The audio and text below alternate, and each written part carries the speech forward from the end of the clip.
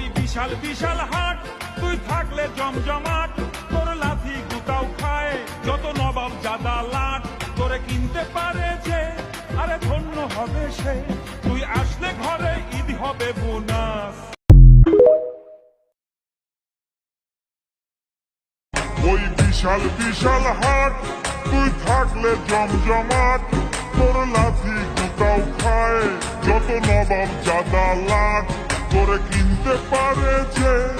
আরে ধন্য হবে সে, তুই আসলে ঘরে ঈদ হবে বোনাস। হবরে খান দেরি হইয়া যায়, আতু লাগে ঈদের নমাজ ভরিও হালায়, ভাইসাব হবরে খান ভাইসাব খবর এখান দেরি হইয়া যায়, আতর লাগে